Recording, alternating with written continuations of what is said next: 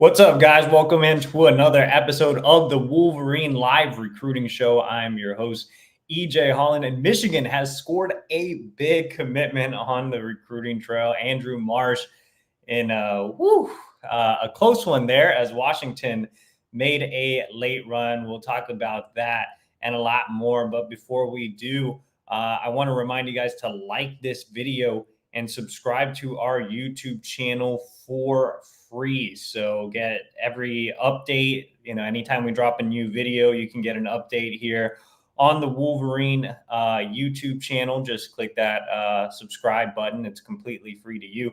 And also, we have a new promo code for you guys. It's a new commitment sale over at thewolverine.com. It's 50% off all annual memberships. So if you guys go to thewolverine.com, you can get 50% off your annual membership by using the promo code GOBLUE, and that gets you exclusive insider information, up to the minute updates on the recruitment, like the Andrew Marsh one, which came down to the wire. So use that promo code GOBLUE. Come celebrate the Andrew Marsh commitment, get more coverage on that and everything Michigan recruiting over at thewolverine.com. That's 50% off your annual membership by using the promo code GOBLUE. All right, guys. So kind of a weird show today. Well, obviously a weird start time. We had the Andrew Marsh commitment and all of that. So we will be taking some questions today in the chat box. So appreciate everybody that's joining me. And then we will have our usual Q&A tomorrow as well. So let's go ahead and dive into the Andrew Marsh commitment. So again, this one was there was a little bit of a twist there at the end. So the way this recruitment happened, let's just go ahead and start off with that. Michigan was in on Andrew Marsh early. Wide receivers coach Ron Bellamy actually offered him in January of last year. And they were able to quickly build up a relationship. Ron Bellamy, oh my God, there's a spider crawling down my hat. Okay, hopefully that went away. Hopefully I handled that okay. I don't necessarily like spiders. But anyway, Bellamy built a great relationship with Andrew Marsh. He was able to get him on campus as an underclassman. And Bellamy is obviously familiar with the state of Texas. He has some family in the Dallas area, and he's originally from neighboring Louisiana. So he connected well with Marsh on a personal level, was able to relate to him. And like I said, got him on campus as an underclassman. I think Michigan really started to surge this summer. Oklahoma was considered the favorite going into official visits. They ended up landing some other wide receivers. And if you guys remember, he canceled his Oklahoma OV to go to Michigan for an official visit. That came just weeks after he made an unofficial visit in early June. Now, on that OV, I put in a prediction for the Wolverines, as did our Steve Wiltfong. We felt really good about our picks. He ended up coming back for the barbecue at the Big House, got a chance to catch passes from Brady Hart and reconnect with the Michigan staff. And look, I think that at that point, it was pretty much clear that Marsh was going to Michigan. And, going into today, I had no real concern. I wrote the decision primer over at thewolverine.com. Everything seemed like it was smooth sailing until Steve Wiltfong got a tip that Washington was making a run. And obviously I looked into it, and from what I was able to get, the Washington thing was very real. So it wasn't like Jair Hill, where he was kind of drumming up suspense or anything like that. Or I don't even think it was like a Jaden Sanders. I still felt like Jaden was all in on Michigan. I really believe that threat from Washington was real. And I think the Michigan coaching staff did as well. Just, again, from checking with program sources and everything, I think that Ron Bellamy, who we'll get to here in a second, did a fantastic job of combating that late run from Washington, which, did a pitch on NIL, did a pitch on their pass happy offense. But at the end of the day, relationships still matter in recruiting, even in the NIL era. And I think that can give you a little bit of glimmer of hope for the future of recruiting. But yeah, I mean, Bellamy did as good of a job as anybody could do in this recruitment over the course of pretty much 2 years. So again, Washington really made that late run today, and the threat was very real, but Michigan was able to hold them off. And you didn't see an eyeballs tweet from Sharon Moore or anything, just because this thing was coming down to the wire behind the scenes throughout the day. I think it was like 4:30. I was texting with a program source, and we were like, "Yeah, we'll see you in a couple hours, I guess." It was it was kind of a fun one down the stretch. At least it wasn't boring. Everybody expected him to go to Michigan, and it was Michigan in the end. But at least there was a little flair for the dramatics from Marsh. But again, Ron Bellamy deserves so much credit in this recruitment, man. If there's one person I'm really, really happy for, it's Bellamy. Obviously, I'm happy that Marsh made his decision and everything, but Bellamy's gotten so much unfair criticism. Like, it's absolutely ridiculous. Like, even in the chat box of Marsh's commitment, there were people saying, well, Marsh picks Washington, they should fire Bellamy. And maybe some of that was in jest, maybe it wasn't. But at the end of the day, like, I feel like Michigan fans have been a little unfair to Ron Bellamy. It is extremely difficult to recruit elite wide receivers to Michigan, especially in this era. Not only do you have people just throwing out bags to wide receivers because it is a premium position that commands dollars, there's no way around it. But Michigan is also a run-first offense. They get negative recruited all the time. And including in this recruitment. So I think Ron Bellamy has the toughest sell out of any position coach on staff right now. If you're trying to sell running backs, it's, sells itself. If you're trying to sell anything on defense, it sells itself. Tight end sells itself. Offensive line sells itself, right? I think wide receiver is just one of those positions that Bellamy's kind of at a disadvantage from an NIL standpoint and from an offensive standpoint. And for him to overcome those things shows his work ethic on the trail, his ability to develop relationships. This is Michigan's highest rated commit at the position since Darius Clemens in the 2022 cycle.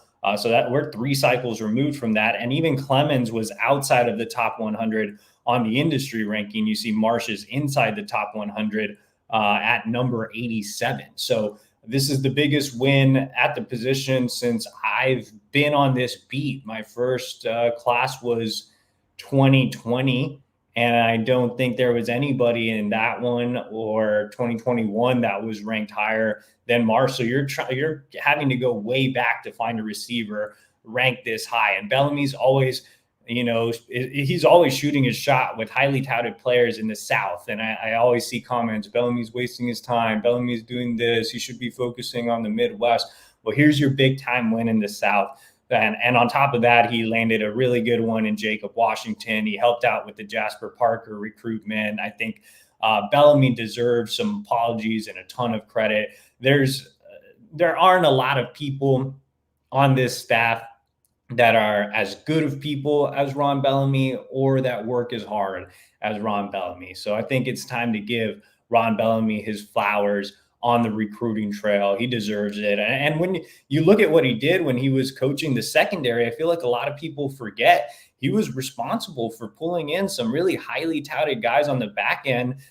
Zeke Berry, Keon Sabb, that whole class had some studs from a recruiting perspective, and he played a big role in landing those. So again, I think Ron Bellamy, he's a guy that really takes pride in being a Michigan man. He wants to be at Michigan. He wants to sell his university.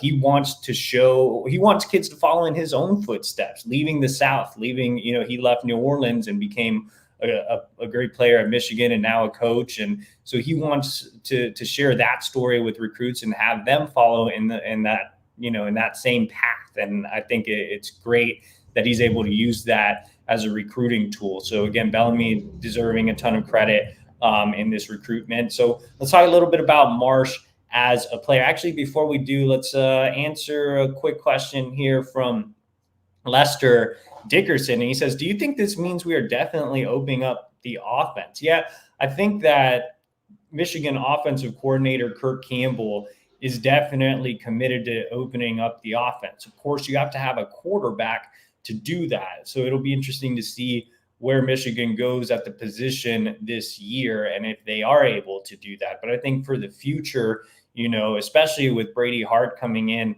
down the line, he's the guy that I think would be able to truly open it up. I think it was cool that Marsh had an opportunity to work out with Brady Hart at the barbecue. I think that's your future of opening up the offense. I know it probably seems a little far away since Brady's at 26, but I think the offense can be very exciting down the line.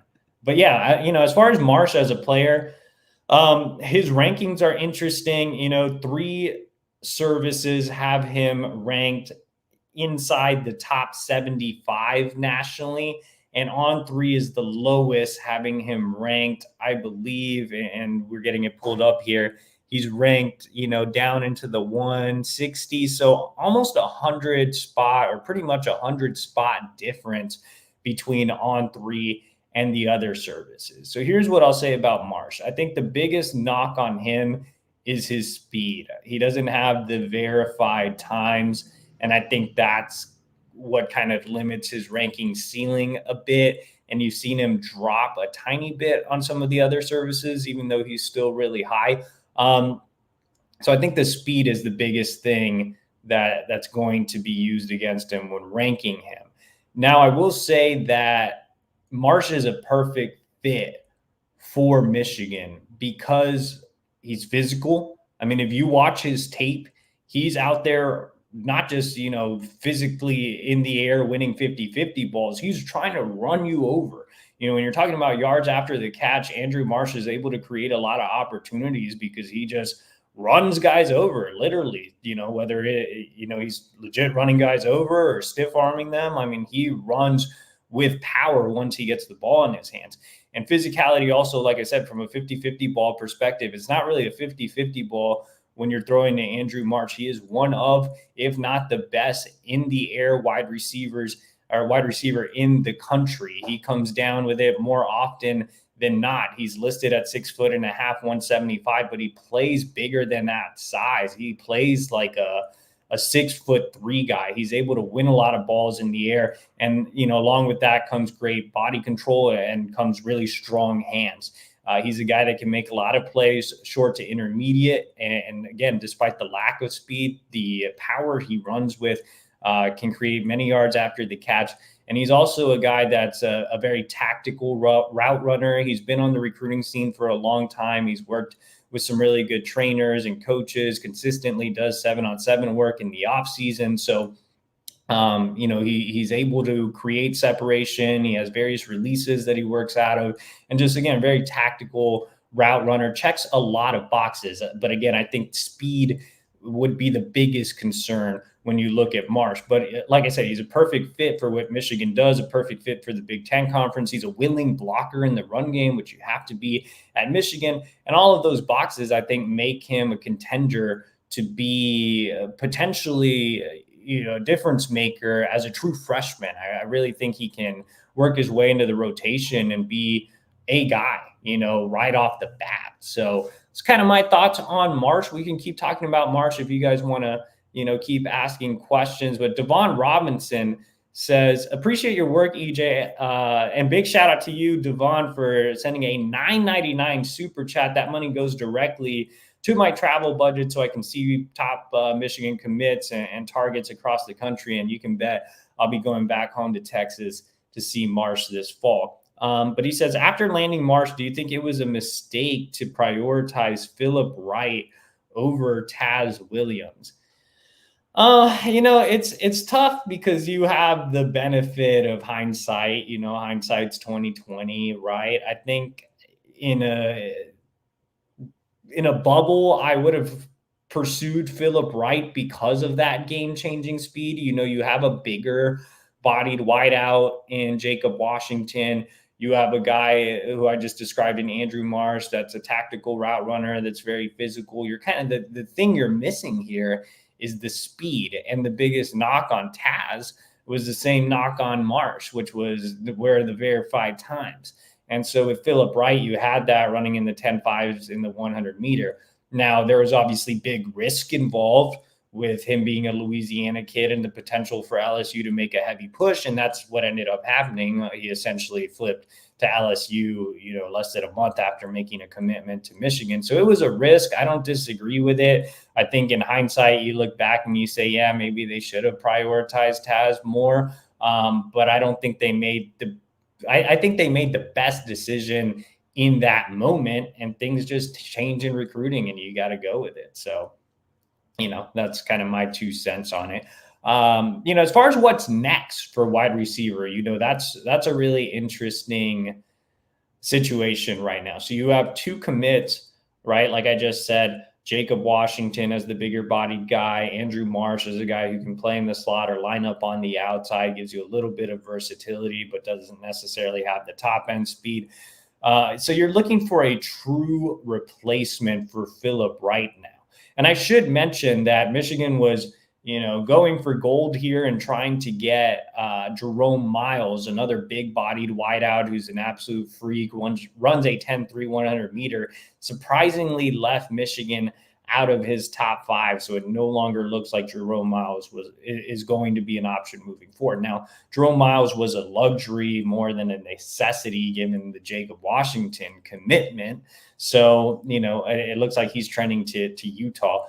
But I think the bigger focus now, I'm not sure Michigan's really going to make it back into the Miles mix. So I think the biggest focus for wide receiver recruiting now becomes Philip Wright's replacement. You have to find a replacement for Philip Wright.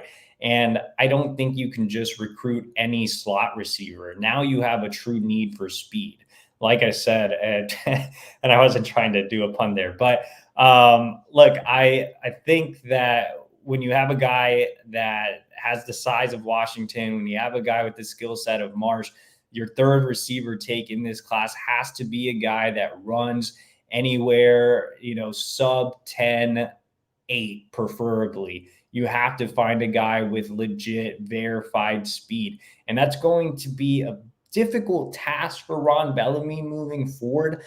We've thrown out some names like Georgia Tech commit Jamari Bryce, or Indiana commit LeBron Bond. And, you might have to go with a lower ranked guy that has those verified times. I think Bond is an interesting one because he runs in the 10.6s. He's a lower ranked guy. He's committed to Indiana. So he's already willing to leave, his home region to go to the Midwest and play in the Big Ten. So you're going to have to find maybe a guy like that. I don't really care about the third wide receiver take being this great wideout. I think you already have that in Marsh. I care about him having the verified times and having, Bellamy coach him up. But I think speed is going to be the primary focus as they work towards recruiting other wide receivers. And I know Tuesday's not usually the Q&A show, guys, but if you do have a question, you can answer it in the chat, or you can ask it in the chat box, and I'll probably answer it, since it doesn't appear that we have a ton of questions, and I'm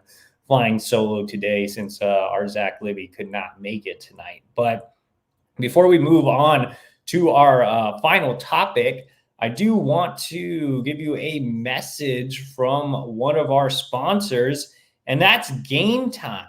Game Time is phenomenal when it comes to getting tickets for your favorite live events. Game Time has a new feature called Game Time Picks that makes getting tickets for your favorite live events even easier. Game Time Picks filters out the fluff to show you only incredible deals on great seats, so you don't have to waste time searching through thousands of tickets. Now, the cool thing with Game Time is, obviously, if you're a Michigan fan, you can get tickets to Michigan, Fresno State, which is obviously coming up. You're going to want to be in the big house for that. You can look for deals on the Michigan-Texas game. Everybody and their mom's going to want to be at that game. So, you can use Game Time to try to figure out if you can, snag a late ticket. But the other thing about Game Time is it's not just for games necessarily. They have other live events. For example, I'm going to use Game Time in October. I'm planning to fly out to Florida to cover a high school game. probably a Carter Smith game or a Brady Hart game. And that month, everybody here knows that watches the show regularly that I'm a big boxing fan. We have, an IBF title fight in Florida featuring Tim Tszyu, one of my favorite fighters. So I'm going to be on Game Time. I'm going to be looking up the Tim Tszyu fight, trying to snag some tickets to pair with my trip down there for a high school game. They have concerts and so much more over at Game Time. You can use their app, and you can also go to gametime.co. But preferably just download the app, create an account, use the code HARDCOUNT for $20 off your first purchase. Terms apply. Again, create an account and use the code HARDCOUNT. That's HARDCOUNT for $20 off. Download Game Time today. What time is it? It is game time. All right. So let's get back to travels. I talked about me going to Florida in October. I was actually just there last week. So I had a chance to see Michigan quarterback commit Carter Smith in game action. And sorry, I got distracted there because we did have a question. So before I talk about my time seeing Carter Smith in game action, Jackson Ross says, have you heard anything about Isaiah Mizell? He's very fast. Yeah, someone, I think it might have been you, Jackson, mentioned that Isaiah Mizell had track times. I do believe Michigan's going to take a look at him. I did pass his name along, so it's probably in the right people's hands. He's committed to Arizona. John A. Schultz, today is not the Q&A show, but I am flying solo. Zach Libby could not make it tonight. So if you have some questions, I will answer some questions. And yes, that was a stressful time with Andrew Marsh. But like I said, we're going to talk about my time on the road, seeing Carter Smith. So I was super excited to get a chance to see Carter Smith live, to throw live for the first time since May. Now I visited Carter in the summer, but he was off on those days where I was in Fort Myers. So this was my first time actually seeing him throw since the spring evaluation period. I was really curious to see how he looked now that he's had quarterback training with guys that have coached up, Brock Purdy and Gardner Minshew. I was interested to see if his feet have improved, if his hip work's gotten better, if his overall throwing motion has gotten better, if his release has gotten quicker. And a lot of those questions were unfortunately left unanswered, mostly because Bishop Verreau was completely outmatched against national powerhouse St. Thomas Aquinas. I mean, Carter had no time to throw. There were hardly any drop back calls. There were a lot of screen passes because they were trying to avoid the rush. I mean, Bishop Verreau was dominated in the trenches, and they were dominated when it came to depth. So again, it was a complete mismatch. So I wouldn't put too much stock into Carter Smith's opening performance. I believe he finished 9 of 12, but only for 66 yards. Like, his receivers weren't going anywhere after they caught the ball.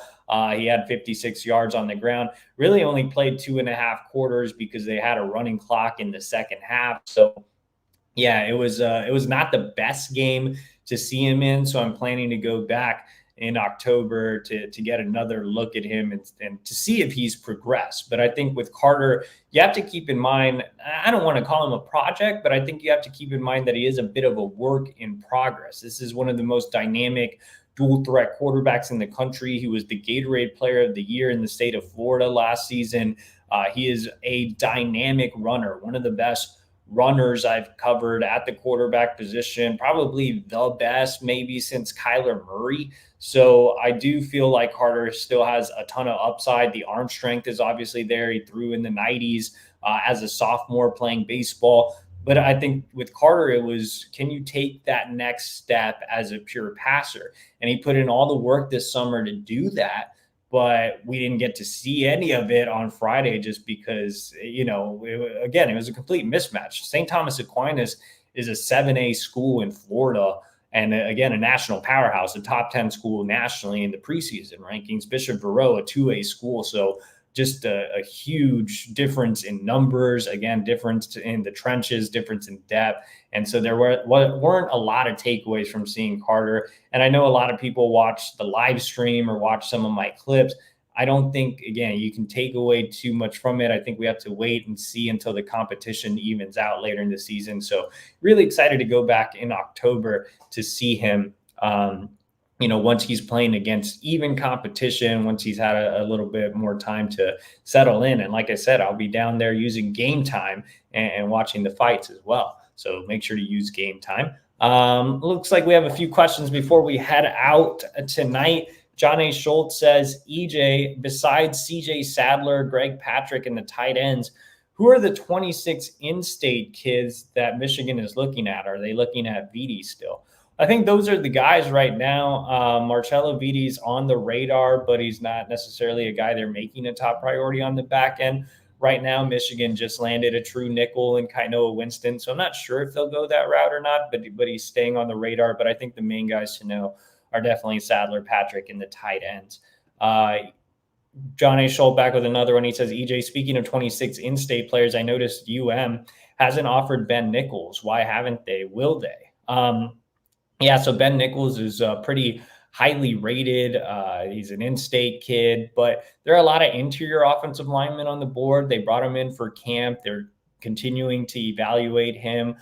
So an offer is definitely possible, but I just think they want to see more. And before we continue, guys, I see we have quite a few people in here. If you want more Michigan recruiting coverage, you can head over to the Wolverine.com. We have a new promo code that literally just released like an hour ago, and it is our commitment sale in honor of the Andrew Marsh commitment, which was so massive. You can get 50% off your annual membership right now using the promo code GOBLUE. So if you're looking for more Michigan recruiting intel, head over to the Wolverine.com. Use that commitment sale, 50% off your annual membership. Use the promo code GOBLUE, and you don't just get fantastic recruiting coverage, you get everything team related as well as the season kicks off here in less than 2 weeks. All right, just a couple more questions. Remember, tomorrow we'll be back with our full Q&A show. Jackson Ross says, any update on Babalola? When is he committing? Thought he was supposed to commit right around now. It's supposed to be any time between now and September 6th. So really, we'll see. It's kind of vague right now. Still the same. I think Stanford's dropped off. I don't think their lead is as big as the RPM makes it seem. But I do think that Auburn is a huge threat. I still think Stanford is in it, and Michigan obviously has its chance as well. But all still quiet on the Babalola front. Struggle Streaming with BK says, do you think we're grabbing anyone else from the 25 class? If so, who? Well, Michigan needs to find a true replacement for Philip Wright at wide receiver. They definitely need an offensive tackle. They're all in on Babalola. If they don't land Babalola, they'll explore some other options there. I think they'll add another defensive lineman. I think they'll add another linebacker, with the preference being on Nathaniel Owusu-Boateng. And I think they'll add another corner. They're working on several flip targets, and I had a ton of info on the flip targets on Monday over at the Wolverine.com. And I will actually be seeing a flip target at corner this weekend, so you won't want to miss that.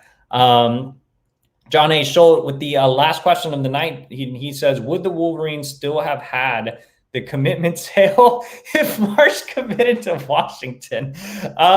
Probably not. Like I said, we had it already ready, and all the content was ready and stuff. And, it was kind of just a late thing with Washington. I think it caught us off guard. I think it caught Michigan off guard. And, at the end of the day, we're all here to celebrate. So there's no better way to celebrate than getting yourself a subscription to the Wolverine.com, 50% off. Use that promo code GOBLUE. And yes, I did have an update with Shamari Earl. So take advantage of that promo code over at the Wolverine.com. Remember to like this video, subscribe to our YouTube channel for free. Congrats on all our Michigan fans for getting a huge commitment in Andrew Marsh. And I will be back tomorrow for our Q&A show. So see you then.